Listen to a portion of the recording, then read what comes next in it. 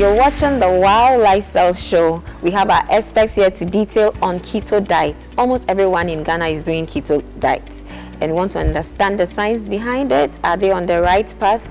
What they should do and what they shouldn't do. We have Dr. Jonathan Ajimani. He's a lecturer of biochemistry. We have our dietitian, Nana Anani Ajay. We also have clinical dietitian Stephen Naughty, and they're going to help us understand the topic better. We are going for a quick commercial break. When we come back, we'll continue.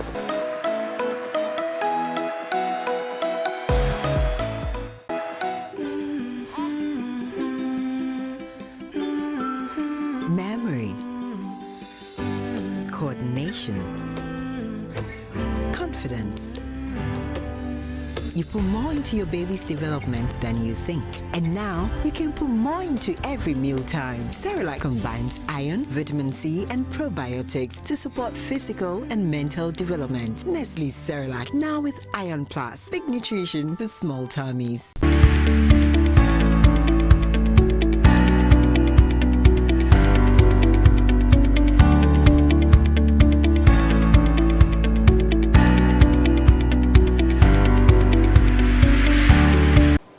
All right, so Stephen, almost every Ghanaian is on keto diet today. What is keto diet? All right, thank you. Let's start it from this angle. Basically, keto diet is a diet that is very high in fat, moderate in protein, and very low in carbohydrate. Now, it's not something new though. Keto diet has been in existence since the 1920s. Okay. It was first used in the treatment of epilepsy among children. Okay. Subsequently, it was rebranded as the Atkins diet. And quite recently, we are having an upsurge in its usage as the keto diet. Okay. So that's it with keto diet. Okay. Dr. Ajimani, please help us understand the biochemistry behind keto diet. What happens when one decides to go on keto diet? Okay, the body has a natural way of handling ketone bodies. Okay, what are ketone bodies? We have what are called ketone bodies. Okay. And the body has a process called ketogenesis. Okay. For making these ketone bodies. Okay. The ketone bodies are made in people who have diabetics, who have diabetes, who are fasting, or who are starving. Okay. When the body runs out of carbohydrates, then it resorts to fat. Okay. So for people who are diabetic, who cannot use sugar efficiently, the body has to switch to fat after using its carbohydrate or after, when you cannot use the carbohydrate. Okay. So a keto diet is a natural way of making allowance for people who cannot use sugar, or people who have run out of sugar. Okay. Now, the body then uses these ketone bodies. So ketogenesis leads to the production of what we call ketone bodies. Okay. These ketone bodies are made in the liver, and they are able to supply energy to the brain, muscle, and other tissues. Okay. So it's a natural way of compensating for.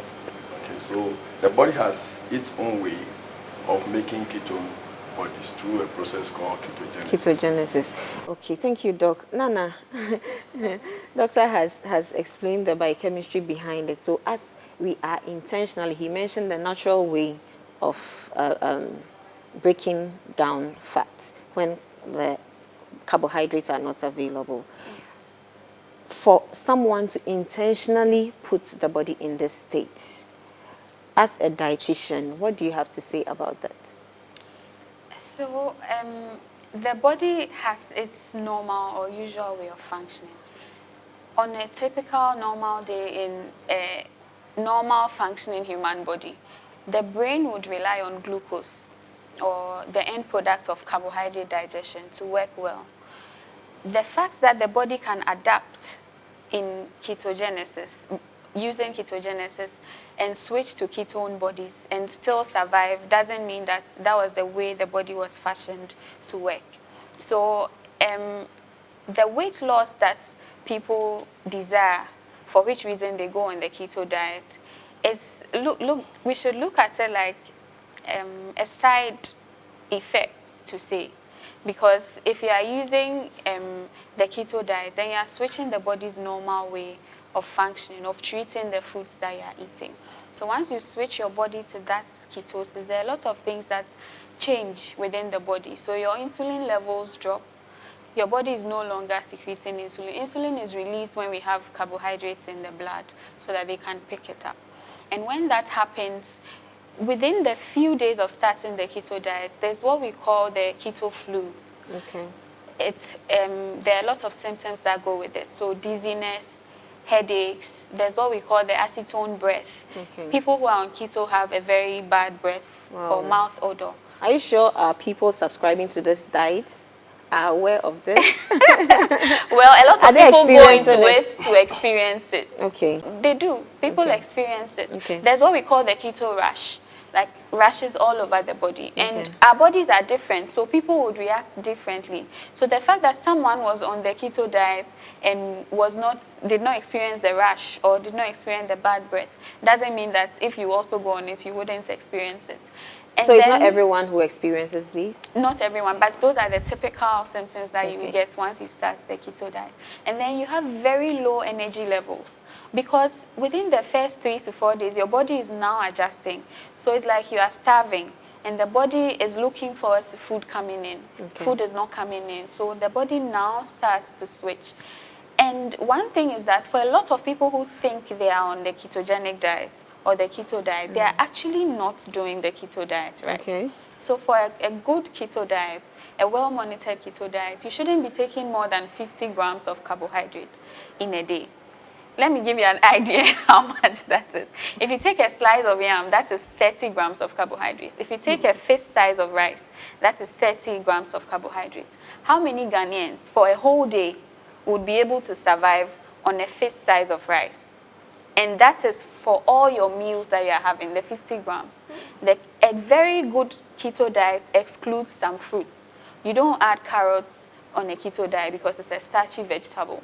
There are lots of people who are saying they are on the keto diet and they are doing their chibom in the morning, adding a lot of butter, thinking that the fact that you are adding a lot of oil makes it keto, but that is not it. The actual keto diet has to be really monitored. Okay. You need a scale or something you can measure your foods with. And So they're lots doing of- these things on their own. They are not consulting the experts to help them. Exactly, they are doing it on their own. Even if you are consulting an expert, I don't think any expert would recommend the keto diet as For a weight first loss. line for weight loss. That is like pushing things to the extreme. Maybe you know the celebrities who use it, the Kim Kardashians and those people, when they gain weight and they want to trim down drastically within a short period, then they go on these things just to get back in shape, and then they are back to their normal way of eating. So how many people can sustain that keto diet? And one thing too is that if you are doing a keto diet, the advantage you have over someone who is doing what we call an energy restricted diet or a calorie restricted diet. So we restrict the energy across the food groups. The best you can lose more than that person is 4 kilos over a period of 6 months. So why put your body through that shock to just lose 4 more kilos when you can do the normal dieting, exercise well, eat our normal foods in the proportions that you wouldn't feel so starved, and still get the results over time? Okay. Thank you. That's really a lot of information. Stephen, so it's obvious to us that usually when people subscribe to keto diet, it's because they want to lose weight. Are people successful at this? And even at that, will you recommend? Nana has made it clear that she will not recommend that as a first line of action for weight loss. As Nana rightly said, keto diet is basically like putting your body in a stress mode. And I think the best analogy, it's a little bit to the extreme. It's like forcing a petrol car to use diesel. It's a bit funny. That's serious. Yeah, but that's the thing. Initially, the car can work a little bit, but you realize that you produce smoke, you produce some things that can affect the engine in the long term. It's only so in an extreme way or in a stretch way. That's what happens in a keto diet process. I don't recommend keto diet for the general population. Indeed, we know that keto diet is helpful in the management of epilepsy, it's helpful in the treatment of some cancers. Research is showing that quite recently. Here's this. These kind of approaches were used in a way that was in a clinically controlled environment and was monitored by experts. So just as Nana explained, keto diet puts the body in a stress mode. The fact is this, the body naturally will use glucose. If glucose is not available enough, the body may switch to ketosis and ketones can be used. Now, this is not something we recommend. This is a survival mode, and nature created this so that even if we are in some stressful condition or distress, you could survive through the period. Okay. Now, this is not the natural process of trying to provide energy to your body. Indeed, in clinical setting, keto diet has been used in the management of epilepsy. It's also been used in the management of some cancers, and that's quite recent also.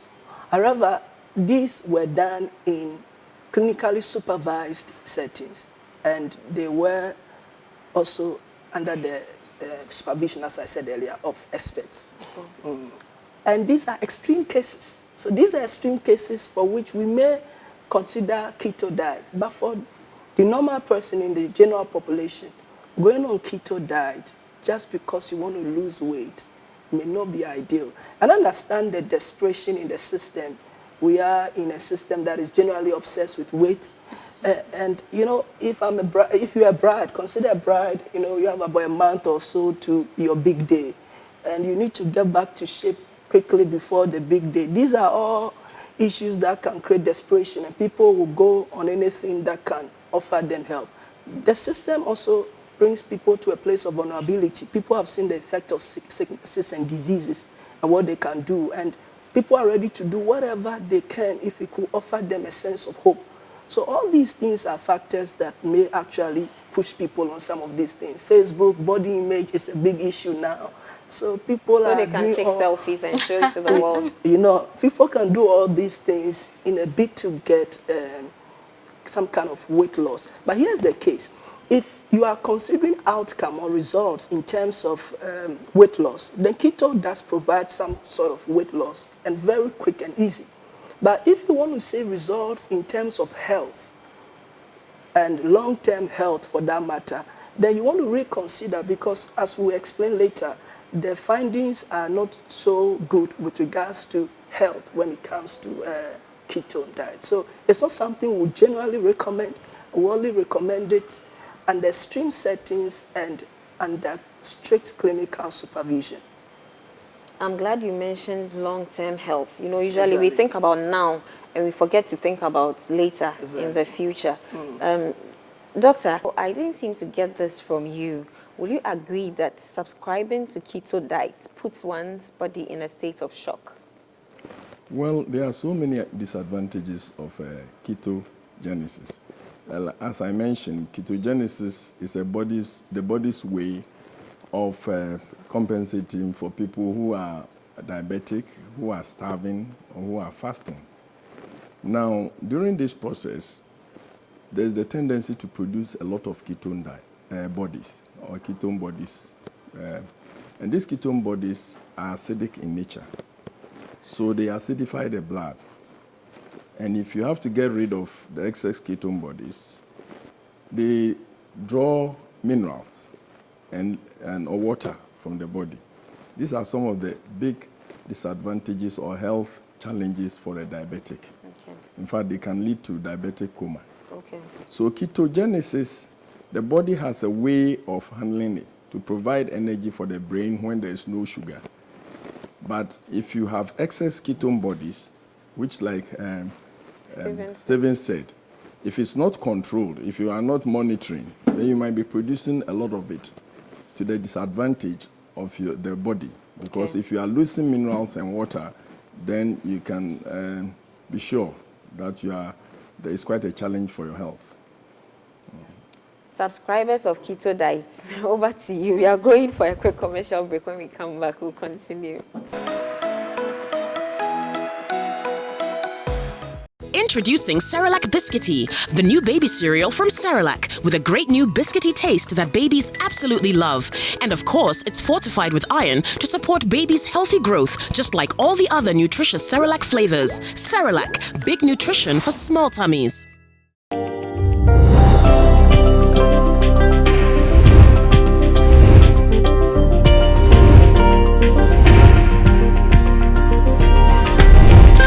Nutrition Care Consult is a health and wellness organization that seeks to provide optimum health through good nutrition.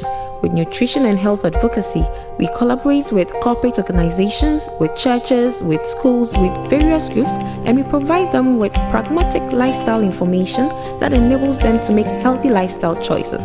We have a team of experts, nutritionists, dietitians, medical practitioners that assist our clients manage diet-related diseases. Comfort Legacy Foundation is currently our last baby. It's a non-governmental organization that seeks to support malnourished children. So if you wish to support, please contact us on our Facebook handle. It's Comfort Legacy Foundation. You can also call on 055-930-4594. Supporting Optimum Nutrition Care Consult means contributing to a healthy individual, families, communities, and country. We are especially excited about the Wild Lifestyle Show.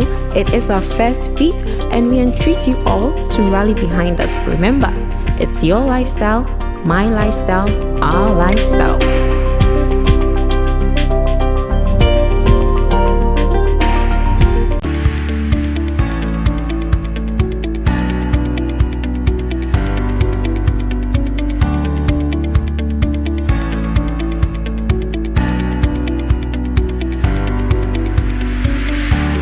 Nana, Stephen made mention of some research that has been conducted about the implications of keto diet. Do you have quite recent studies about keto diet as well? I have come across some studies.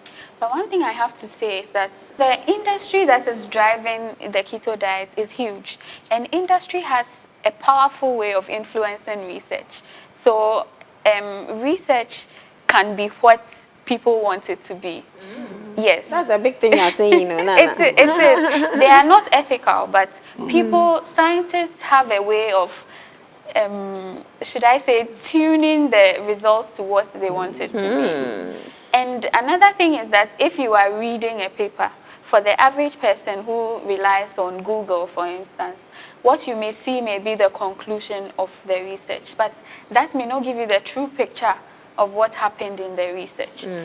So it takes extra caution and having a scientific eye, or being able to read in between the lines of all these papers to identify what is the truth behind the big words that some of these studies are saying. So the issue is out there. There are some that are strongly for keto, like there's no, the side effects are not so huge.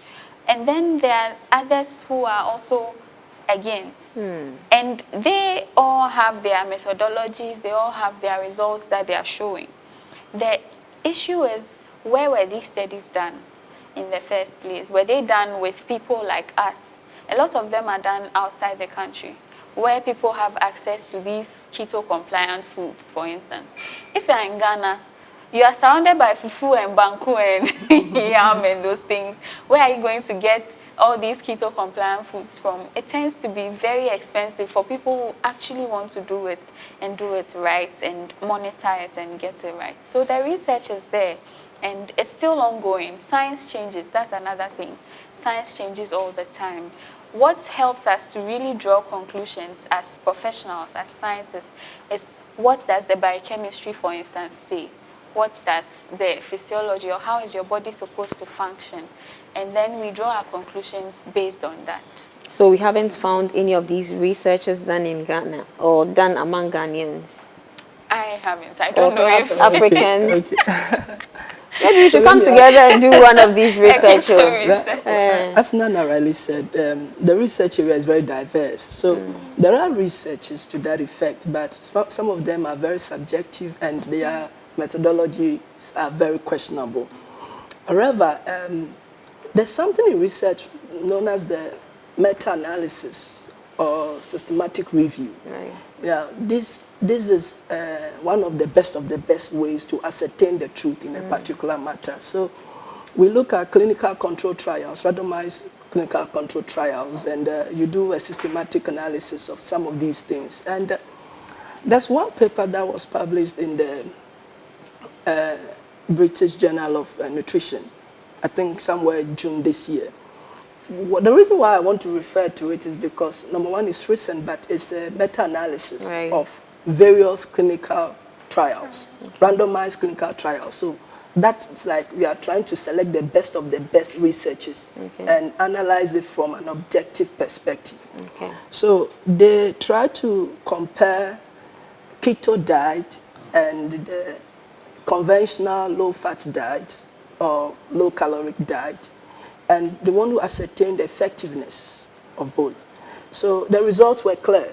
Keto diet, in a way, makes people lose more weight than the conventional one. But when you say conventional one, you mean the reduction of caloric intake? Reduction of caloric intake through low fat or some other means. But here's the point. The researchers made a very clear statement that the degree of reduction is not clinically significant, which means it's not that huge. You could have reduced your weight through other approaches apart from keto. But interestingly, they also find other things. We call it secondary findings. They realized that their blood pressure was low or was lower, and for those who were on keto diet. When you say their blood pressure was lower, is it way lower or? No, when you compare that to the other people who were on the normal caloric and low caloric diet. So most important, their systolic blood pressure. But apart from that, did they give the range? No. I want to understand the lower, like how low? Is it that it's below the normal range or within the normal but still lower, or it was just put together? Good question. So this was an average of all their blood pressure, and you are comparing these people to these people. Which particular diet plan helped people to reduce their blood pressure more? So the keto diet had some degree of impact, but they also realized that their bad cholesterol went up, but their HDL also went up compared to this. But here's the point. That's improvement and independent of weight loss. Anyone that goes through any weight loss regimen, when you lose weight, those things come as a result of the weight loss. So the goal is not necessarily weight loss. It's actually the health outcome these things can bring up on board. But that's just one side of the research evidence that keto may give some substantial amount of weight reduction. But a more intriguing one was a research done by the Cardiology Association in US and a few others. These ones were basically looking at keto in terms of mortality, which means risk of dying or risk of death. Now, they realized something interesting, that people on keto diet, the first one showed 22% risk of dying. Others saw 57 or 52 rather percent risk of dying than somebody who is not on a keto diet, which means your chances of dying earlier was increased. In spite of all the reduction in blood pressure. And that is significant because, what they did finally was to bring all these randomized clinical control trials to ascertain how true these findings are. And that actually showed that people on keto diet, they have 32% risk of mortality, risk of dying earlier as compared to people who are not on keto diet. Here's the point. If weight loss is more important to you than your health, then keto diet may be considered. But if you want to see health and life more important than just losing weight, then you may want to reconsider going on weight loss. Thank you. Thank you. The way doctor is nodding, doctor, I think that we are running out of time. If we have to add more, we may have to push for another episode. But let's wrap up with our final words. Doctor, let's start with you. Well, I think human beings have a tendency to interfere with what God has done. Okay, ketogenesis is a way God made to take care of a situation. If you want to do it for life, then you're asking for trouble. Like Stephen said, diabetics are the main group of patients who have to use ketogenesis for energy. And diabetes is not a normal, well, it's a disease. And so if you push yourself to keto diet, what you are doing is that you are going to get excess, especially if you are not monitoring the ketone body levels. Then you are going to get acidified blood. You are going to eliminate minerals, important minerals from your body, and dehydration. And the long-term effect is, you know how water is essential for life. You are going to disturb some of the organs, and you know, only God knows what happens. And now so much kidney disease. Yes, so you have to be careful when you are disturbing nature. What God has made, let man not disturb. Thank you. Nana, your final words. So my final words are that you may see people losing weight on keto. And don't be deceived by all the before and after pictures. The before pictures are always up close.